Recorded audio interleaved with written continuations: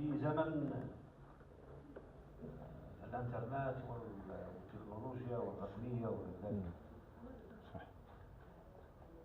ما زلنا بحاجة إلى أن نستحضر محمد الخير وأن نهتم بمحمد الخير في هذا الزمن. أيوة.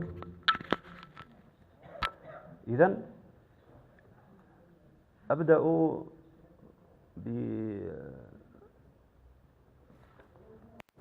بملاحظة. ربما سألني أحد الزملاء يوما ما عن ما هي هذا السؤال: ما قيمة أن نهتم بالتراث فقلت لزميلي: ادخل إلى شبكة الانترنت، اكتب 1000 داتش مارك ألماني، ادخل إلى الانترنت ودير 1000 داتش مارك ألماني قبل اليورو في التسعينات. ألمانيا أصدرت ورقة نقدية دراهم 1000 داتش مارك، أعلى كما راه عندنا 200,000 حنايا. الصورة الموجودة فيها صورة من؟ صورة الأخوين غريم. دوك نعرفوا شكون هذو الأخوين غريم. في الجهة الثانية في العملة النقدية هذه، في الورقة النقدية، كتاب.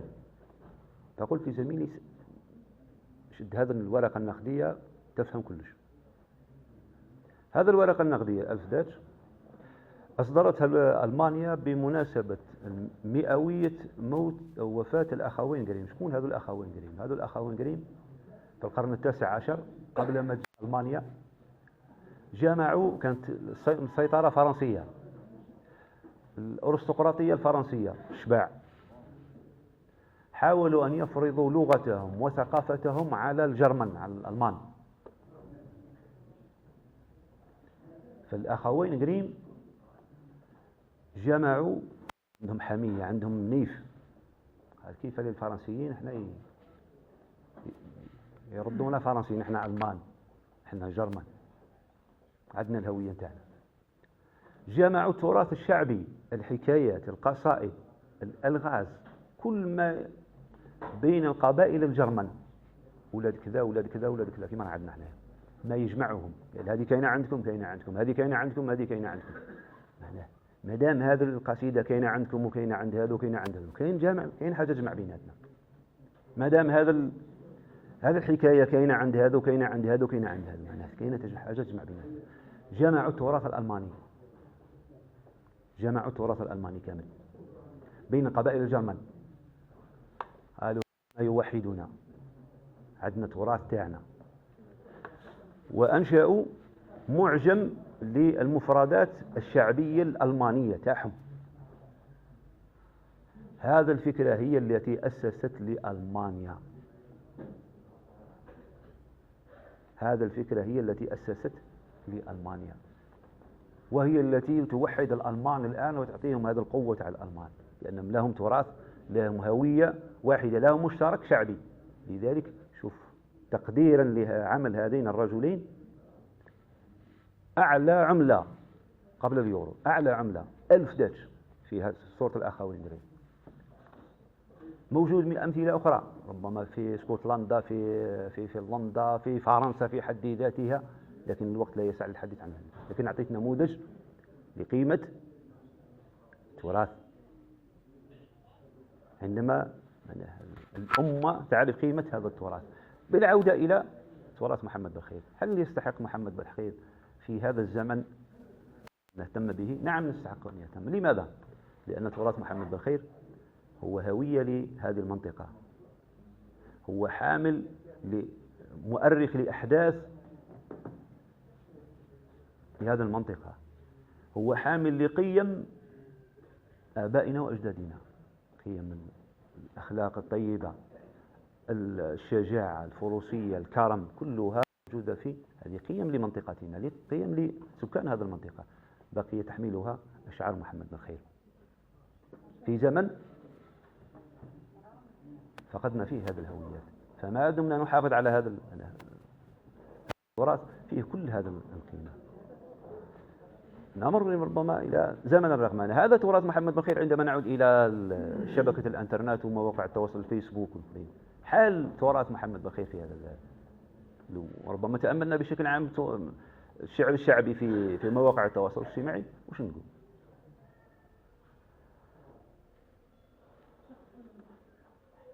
نجد أن هذا التراث، قصائد الشعر الشعبي متناثرة منا ومنا منا. شعراء شعبيين لهم صفحات غير رسمية ويبلعوها له قصائد تعاكل تمشي. روات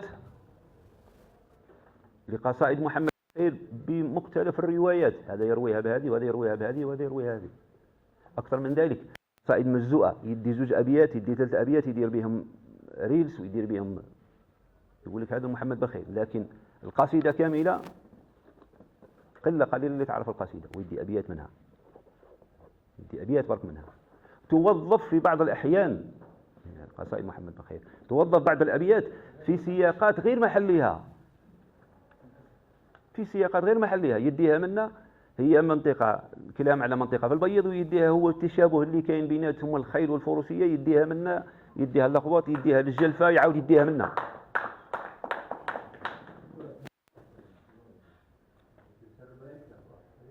يديها منا ويديها منا ويقول لك هذه تاوعنا، هذه قالوها على هذه المنطقة، وهي أبيات من محمد بخير يديها منها، يديها منا. أبيات في الغزل للأسف الشديد، غزل محمد بخير غزل محترم، غزل محترم عفيف، يدي أبيات سالوني على فاطمة ويعاود يحورها منا، يقلع فاطمة ويدير خيرة ويدير عيشة ويفوتها منا. موجود هذه الأمور. أكثر من هذا كتابة القصائد بلهجات مختلفة، يكتب هذا القصيدة منا، سلك المرهون هو تبان له، لا المرهون ما يجيش يكتبها سلك المقبول، والسياق تبان من السياق تاعها سيء القصيدة. من حبس الكفار يعاود يكتبها تجيه الفجار، يجيك من حبس الفجار، سهلة. كان العز الله من البيض ولهيه، هو يجمع ولهيه، وجيت واحد حاير في هذه قال لي ولهيه هذه كي عندكم كيسموها، يودي قلت له هذه ولهيه منا للهيه، قال لي هذه ولهيه كيسموها عندكم، هذه ولهيه، قال لي مانيش عارف هذه ولهيه كيسموها عندكم، تودي دي ولهيه شوف معناه. أكثر من ذلك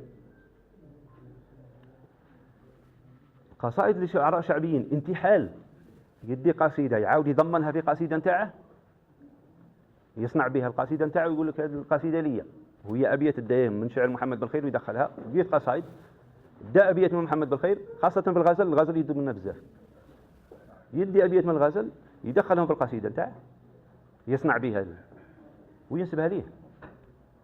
بعض الأبيات فيها تزوير، مبدل قاع في القصيدة، من الرحلة البيضاء كاتبها هو الرحلة البيضاء، معنى تماما قاع.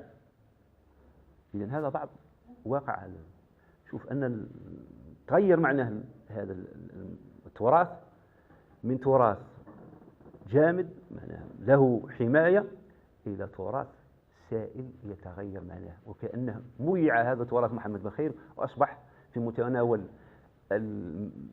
المهتم بالشعر، العارف بالشعر والجاهل بالشعر، أصبح، وهذا عار علينا بين قوسين أن يصبح تراث محمد بالخير في أيدي من يستحقه ومن لا يستحقه.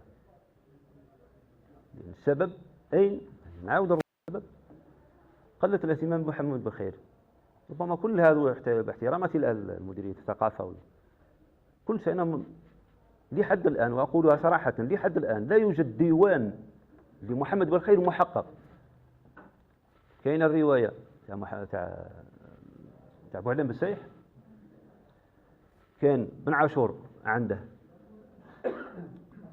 داير على محمد بالخير، تمشي صبار عنده محمد بالخير، حمزة أبو بكر في الشعراء الثلاث عنده رواية، تمشي لأهلنا في مثليلي تلقى رواية، تمشي للمنيعة تلقى رواية، نهتم صح بمحمد بالخير، فأنا أقترح هذه نختم بها على مديرية الثقافة وعلى الولاية إنشاء مؤسسة محمد بالخير الثقافية. إنشاء مؤسسة محمد بالخير الثقافية.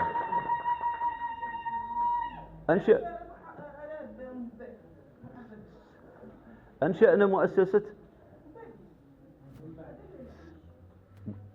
إنشاء مؤسسة محمد بالخير الثقافية. هذه المؤسسة كاملة عليه تهتم بتدوين شعر محمد بالخير، حفاظة الروات، يمشي لنا الناصر ويمشي لنا جماعتنا محمد بالخير راح، كبار راحوا، كان ربما يعرفوا الجماعة الحاج ميهوب تاع تيرت، راح الحاج ميهوب، راحت روايات كثيرة قصائد محمد بالخير. حاج بن حاحة الله يرحمه راح.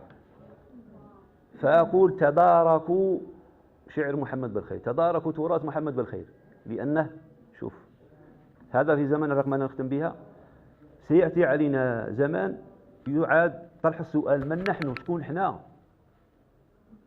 من نحن؟ شكون احنا؟ تقول له محمد بالخير، يقول له ورا هذا محمد بالخير تاعك، عندك تراث تاع محمد بالخير، عندك قصيدة محمد بالخير، يقول لك أنا شفتها في الانترنت، أنا قالوا كذا وقالوا كذا وقالوا كذا، ورا محمد بالخير تاعك، ما عندكش نسخة، ما عندكش رواية باينة، ما عندكش مؤسسة تهتم بتراث محمد بالخير. هذا السفيرة الأمريكية اللي جات هنا للجزائر، جات للبيض، كون كاين عندنا مؤسسة تاع محمد بالخير تعطيه رمز من المقاومة، عندنا تديها زيارة لمحمد، المؤسسة محمد بالخير تديها زيارة ليه. وصار وسمحوا لي أن نقولوا مدينة الشعر والشعراء. عندك مؤسسة للشعراء هنا، عندك دواوين للشعراء هنا. شوفوا الشعراء اللي عندهم مدونات هنا، شعراء قلال اللي صرفوها من جيوبهم، كتبوا الشعر نتاعهم ودونوا الشعر نتاعهم. مؤسسة محمد بالخير تهتم بشعر محمد بالخير وتدعم طبع شعراء شعبيين اللي مكتوبين، توثيق الصوت، الشعراء اللي ما يقراش، الحاج بن حاحة راح شعر معاه، سعد اللي راح شعره معاه، توثيق على الأقل صوتي يجي نهار ونحتاجه. أشكر لكم حسن إصغائكم واعتذر عن الإطالة.